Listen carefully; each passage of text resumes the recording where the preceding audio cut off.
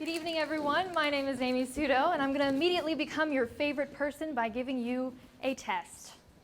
So I want you to close your eyes. All right, everyone now, close your eyes.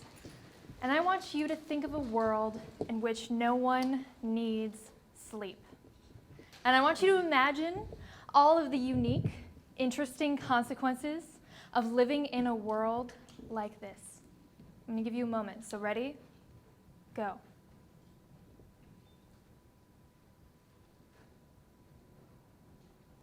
So this is a creativity test. You can open your eyes.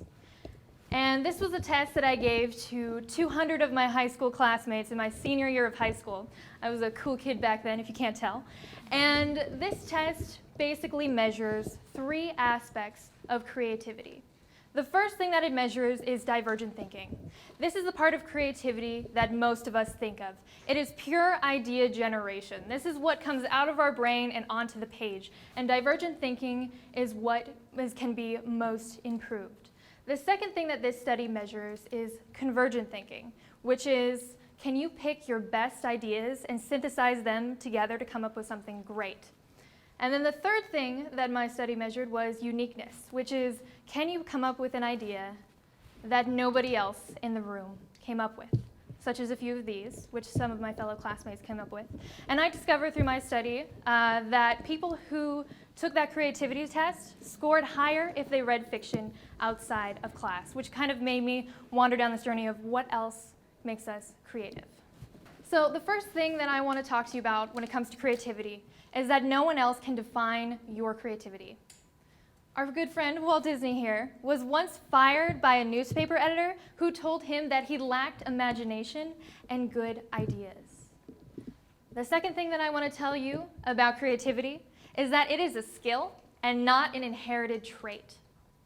So you can have certain aspects of your personality, such as unconventionality and humor, that make you more predisposed to be creative, but creativity itself can be improved. And this is important. So there's a real reason that I'm here with you today, and that's not just because I'm a screenwriter and I love talking about creativity because it's my life, but actually because we are in a crisis. Creativity scores have been dropping since 1990. And this should be alarming to all of you because our society is built on innovators who can solve the world's greatest problems. And we need them in order to move forward. So I'm here today to kind of figure out what makes us creative and to give you the skills as individuals to become more creative so we can solve this crisis. So the very first thing that improves our creativity is sound.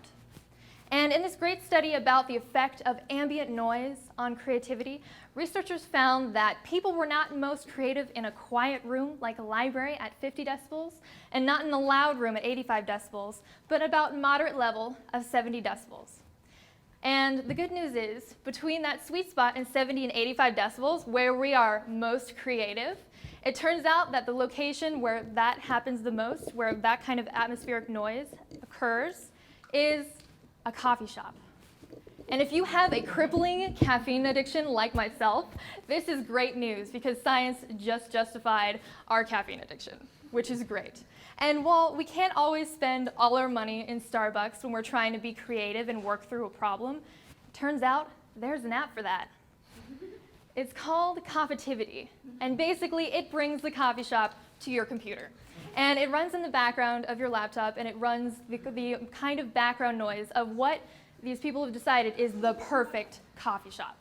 So this is excellent. But my main point for this is that it's not just what's inside our brain that affects creativity, but our surroundings and what's around us can heavily impact our cognitive processes when it comes to creativity. So this next thing that I'm going to tell you may seem like the polar opposite of going to a coffee shop and drowning our sorrows in lattes as we try to get work done, but it works. It's meditation. And when I talk to people about meditation, I can sense their hesitance, just like I can sense yours. And there's a lot of reasons why meditation works on changing your brain to make it more creative. The first thing that it does is that it reduces the activity in your amygdala. And your amygdala is the part of the brain that regulates fear. Every single creative block that you've ever had is because you were afraid. The reason why you had writer's block and couldn't put something down on the page and you couldn't write that poem or short story is because you were afraid of being wrong. The reason why you can't come up with creative ideas in brainstorming sessions is because you're afraid. And meditation solves this by making you aware of your fears and letting them go.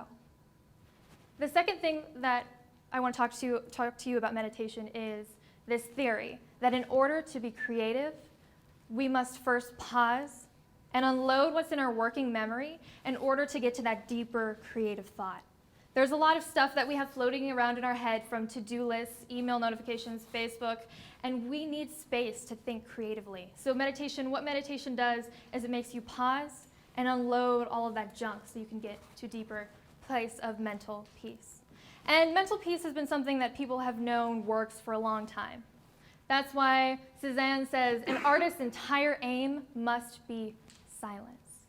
This is why Henry David Thoreau went to the woods to live deliberately. And this isn't just for artists. This is why Bill Gates has a think week where he goes and he just sits by himself and thinks about the future of his company. Inner peace matters. And I was just like all of you. I was very skeptical about meditation. And I remember going on 2 separate field trips to a Buddhist temple for 2 different classes, because here at USC, Buddhist temples are a hotspot for field trips. And I remember listening to the guides talk about how meditation will change your brain, it'll make you less stressed.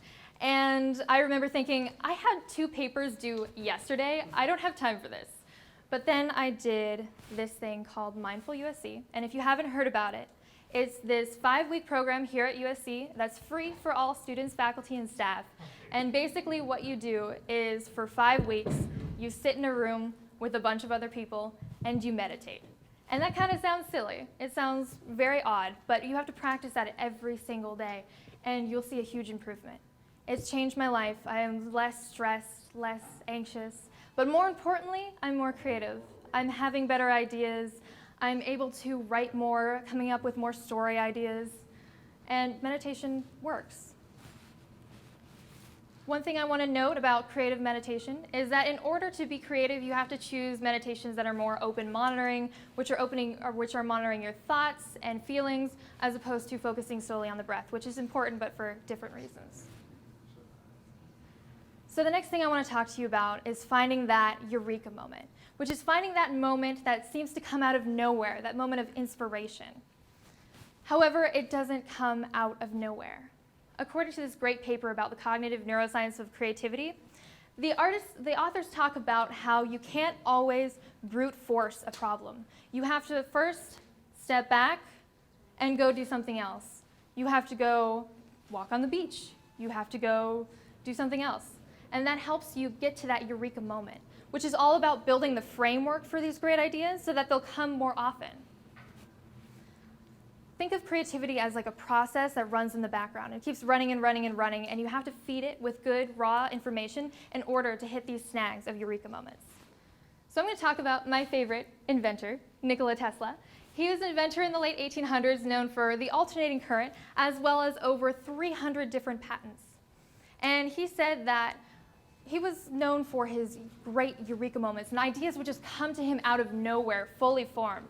And that's because of his creative framework and creative thought.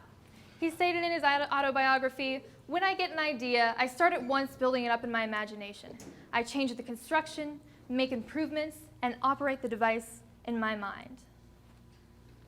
So Nikola Tesla was facing this big problem. He was trying to find a better solution to Thomas Edison's invention of direct currents. And so he was in Budapest, and as one does in Budapest, he was walking along the street, reciting poetry with a friend, and suddenly the idea hit him.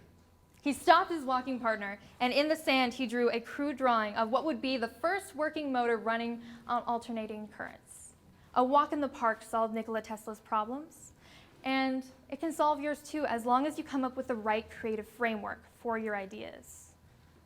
One of the greatest aspects of that creative framework is mood.